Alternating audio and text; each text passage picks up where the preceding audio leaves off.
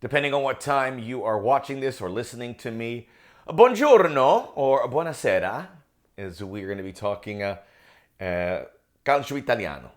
A little Italian football with an American spin, of course, because the 2023-2024 season is winding down. Congratulations to Internazionale of Milan for lifting the Scudetto. It has clinched, and now the Serie A teams wrapping up their cup competition domestically and abroad. There's some very interesting games there, including a Europa League all-Italian semi. So a lot of good stuff about Italian football, which we know historically is a giant, right?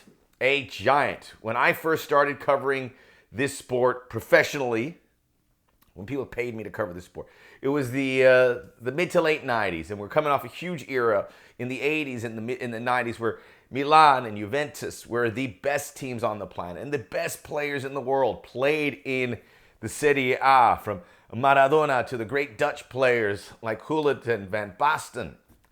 It was a height. And Italy has fallen on some tough times, and they're going to fall on some more tough times in the years ahead. There is no doubt about it. There's always another scandal around the corner. It's Italy. All due respect to my Italian friends. But it's enjoying a nice run now. And while it won't reach the level of the Premier League or the Bundesliga, maybe not La Liga, it certainly has a spot there pushing those. And it is a great destination for American players. And it is becoming a great destination for American ownership and investment. And today, on the Soccer OG, check out the Soccer OG podcast, where all podcasts are available. We talk in detail about games being farmed out by European leagues, maybe the Serie A, they've done it in the past, and sending them abroad, like the United States, like the Middle East. And coming up this week, a new podcast, I'll sit down with Georgi Mihalovic of the Colorado Rapids to talk about his now second run here in Major League Soccer and what that means for his international career. Like and subscribe us here. We're always happy to have you. And have a nice conversation about this beautiful game. So, as we stand, as we wrap up this season, and it's not going great for Americans as it has in the middle or the beginning. Remember this incredible run by Christian Pulisic, who, as it stands, as I'm recording this video, has 10 Serie A goals, has 2 goals in the Europa League, 6 assists, putting up great numbers, plays all the time. He is joined by Yunus Musa, who's starting to play a lot more. Again, had a little dip there for a bit, but he is a big featured player for this club as well. We have the 2 Americans playing at Juventus, and they're going to have a big game coming up in the Coppa Italia final. That's May 15th against Atalanta. So Tim Weah and Weston McKennie have a chance to lift a decorated, historically significant trophy, which is all new. We all put it into the American pot, right? We can all share that. This is important for our development. And that's why we talk so much about our players abroad. So we have those 4 players currently in the Serie A. And before I move any further, I think for the reasons I pointed out earlier, the Serie A is a great place for our players. It's a tough league, but the ventures in the Premier League have proven to be tougher. We'd like our players to get there eventually. But as it stands, our best players, this is a good fit. Maybe it'd be a good fit for Gio Reyna if he can get over there at some point, and several other players. But those 4 that I mentioned you have shown that the Serie A and American players are blending in together. They deal with so many good things, right? You have superior support. You're exposed to playing to a high standard. You have exceptional coaching. I mean, is the Italian coach the best on the planet? Maybe they're getting pushed by Argentine and Germans. But historically, I mean, the ideas that come out of Italy, we have seen them move on across the world, notably in the Premier League with so much success, where there's been so many Italian managers making their way there. So you're exposed to all of that. There are some things that aren't ideal. Beaten up old stadiums. The stadiums there are antiquated, and they really need some refurbishing. There is some racial undertones that we have affected in the Serie A, which would never go over in the United States or the Premier League. I shouldn't say that, they do, but in Serie A, we've had way too many of those incidents. And it's a league that it's not developing in the PR stage on a global level. It's not keeping up with some of these other leagues. They have put a New York office in place to help brand out to the United States, which is really important, right? This is really important. This is why, partially, why some of these Americans are on there. And why so many Americans are investing. There are 5 American owners in the Serie A: Atalanta, Fiorentina, Genoa, Milan, and Roma. I mean, those last 2 are big, big names. Those are Champions League squads that are American owned. And those owners are going to want to look at American players. It doesn't work out all perfectly. It did for Milan. But, for Pulisic and Musa to get there, it had to be greenlit by the coaches, the scouts, all of those guys. So Italians are watching the development here, as so many are, right? This is a huge marketplace, and there's a lot of money to be made, but there's also a lot of talent, which European leagues were not tracking not too long ago. And now they are, because they see the good young players, they fit well with this league, and there's a big conveyor belt of talent coming around the horn. There is no doubt that what we're talking about of American players abroad is going to double, triple, quadruple in the next 3, 4, 5 years. That is without question going to happen. And maybe the next generations are going to keep getting better than the ones prior to them. So the positives certainly outweigh whatever negatives are there. And the Serie A has been smart. I hope they can certainly keep on that track. And the American ownership there, we know about the American ownership in the Premier League and other places, but the American ownership in Italy says that they're not throwing their money there just to eat it up and collect debt. They see it as a proper investment. So you have those 5 American ownerships in that. So Serie B, the second division, also has 3 teams that all could be promoted with American ownership in Parma, Venezia, and Como. Como does not have an American ownership, but they do have an American player, which we'll get to here in a moment. So the expression "calcio is back" was being mentioned after 2023. Inter made the Champions League final, and a couple other Italian teams reached European finals. They didn't do so great here, but they're going to get 5 teams, likelihood in 2024, 2025 in the revamped, expanded Champions League. That is going to include Milan and Juventus, and our American players. We'll talk about their future, because this is part of the reason for the video. We want to talk about how Italy is where it's at, but we got to keep it that way.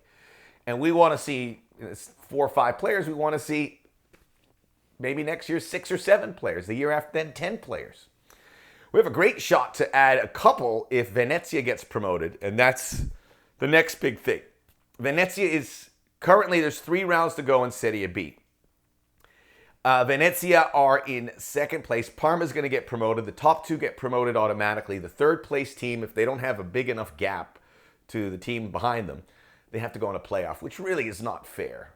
Which is right now, Venezia. Como is in second. I think Venezia might catch them. We hope Venezia. Como has Nico Gioacchini, who doesn't play a lot, but he should be there next year. He came over from MLS, so he clearly saw an opportunity to get back to Europe. And that pipeline, if that can get working, if there's those relationships where MLS and the Serie A can benefit with, keeping those lines open with player exchange, idea exchange, coaching exchange, benefits both leagues greatly. So Nico Gioacchini went there. It was a smart move. Como and Lake Como. Apparently it's a wonderful place to watch a game right there by the lake where the rich play. So we should all go out there at some point. But we want Venezia to get up. They have Gianluca Busio, and they have Tanner Tessman from Alabama. All these Alabama players like Chris Richards popping up. It's very exciting. That is something you would have laughed at if you mentioned 20 years ago, that the United States are producing players to go overseas from the state of Alabama. I've been to Alabama many times. I don't make fun of Alabama. I enjoy my time in Alabama when I was going to school down in Florida State. Some lovely places to go. Good eating. Great music. Skinnerd. So we want Venezia to get up. We don't want to see them in that playoff because it could get messy. Venezia gets up. We have 6 players. with the possibility of or more, perhaps less, and I'll get to that in a moment. So as you can see, it happened very quickly. So we could have 6, 7 players next season. We could have 6, 7 ownership groups. I think it would be 7. That's outstanding. And once that happens, then the relationships start to churn. And much like we've seen in the Premier League, where there's, 8, 9 teams that are American-owned, it's really stunning the amount of American ownership that have gone away. But more often than not, and I know it's not across the board, those teams have done well. Look at Bournemouth, by the way, American-owned. They're in 10th place in the Premier League. Great story there. But I think Milan's ownership they've been improved. Roma getting there. Atalanta without question. Fiorentina's better. Genoa, we shall see. Parma's getting promoted. Venezia's getting promoted after they were relegated. They've battled back after 2 years. So it's good to see them be patient and get a club from Venice back up in the first division. So all of that is good. And I'm on board to stamp the Serie A as our destination for Americans abroad. Italy's wonderful, and their calcio is wonderful. So good luck to Venezia, and good luck for Como if we can get them up as well. There's Andrija Novakovic, but he plays for Lecco, which is at the bottom. He might be going to Serie C. But we should anticipate a couple new players making it into the league next season because of the success of the big 4 I mentioned there. Let's talk about those guys. First for Milan. Nothing to be too worried about, except Christian Pulisic. There is an article in the Gazzetta dello Sport where Luca Bianchi said that Pulisic literally changed the way AC Milan plays. They have had a very good season, and they've had a very good couple seasons. Although it hasn't ended well. It's gotten a little stale, a little flat. They missed their targets. And now the reports that Stefano Pioli is on his way out. And that's the problem. Because Stefano Pioli is a huge Christian Pulisic fan. And he has said it many times. I prefer Pulisic. When he's talking about lineups. Because Christian Pulisic played, there was a little stagger at the beginning of the year, but then he just started playing every game. So Stefano Pioli likes him. Now, what happens? Stefano Pioli leaves. Milan is a huge gig. They're going to aim big for their new manager. We can hope that the next manager would like Christian Pulisic the same way Stefano Pioli did. But the law of averages say it won't. Christian Pulisic hasn't been the favorite of recent past managers. So we hope it doesn't go back. Some of the managers that have been mentioned for that position, it's all the heavyweights. Paulo Fonseca, Antonio Conte. Antonio Conte, I don't know. It tends to me to think that it won't be as good as Pioli, and maybe Christian Pulisic doesn't play as frequently, is not a featured player. That's how it works, right? Coaching, we all do. We have a change of plan at work, and then all of a sudden your new boss, oh, hey, what's up? Oh, okay. Doesn't go so well. So that's a little bit of a problem. Yunus Musa, who spent some time growing up in Italy, looks very comfortable. Both will be at Milan next season. That I think we know. Now the other two, Tim Weah starting to come on for Juventus. Hopefully they can win that Coppa Italia. And then there's Weston McKennie, who's in a contract squabble with Juventus. And it's really the terms. They've offered contracts. The money's not right. When you hear about the money, it's 2.5 million net. So maybe a little bit more, 4 million euros. Which it's nothing to scoff at, but this guy's having a career year. He leads the team in assists. You'd like to see it come up a little bit. Juventus is going to the Champions League, and we want Weston McKennie to stay there. We hear there are reports that there's an offer from MLS. There's offer from Saudi Arabia. The Bundesliga would get involved. Obviously, Weston McKennie spent some time with Schalke 04 before coming over to Italy. We don't want any of those. I know I've said here before I want Weston McKennie to come to MLS. He'd be a perfect poster boy alongside Lionel Messi. But I want to see it after the World Cup. I want to see Weston McKennie play that in the World Cup. And then I want to see him reap things financially. In the meantime, Juventus may look to sell him. There are some reports that one team that was mentioned was Manchester United, which kind of hard to believe, but maybe not that impossible. Which would be, it's not the Serie A, but, Manchester United. we get a chance to have an American on there, we should jump at that opportunity. But wherever he does end up, I hope it's with Juventus. I hope this gets worked out. It just seems weird after all of this progress. And then with the contract issues, he's moved to the bench, that this gets worked out. Because there's Champions League football, and he's played so well. He is a good foil for Dusan Vlahovic. So I don't see why Juventus would not continue to pursue that. And I think the same would go for Tim Weah, who is a very useful player, even though he's not an everyday player. So there you have it. We hope for the best. The Serie A, Italia, grazie signori. We're our Americans. Take good care of them. By the way, funny story. Back in the day, Alexi Lalas was the only real Italian. He went to Padova right after the World Cup. And I work for LAFC, so I see Giorgio Chiellini there, and I talk to him, and I go, do you remember when Alexi Lalas went over there? He goes, wait. He said to me it was a sensation. Everyone in Italy was talking about it. Obviously, Alexi Lalas with big red hair, who everyone saw at the World Cup, was a huge story in Italy. So there's a love affair there. We want to see our players to continue that love affair, and we'll see it. It has my blessing.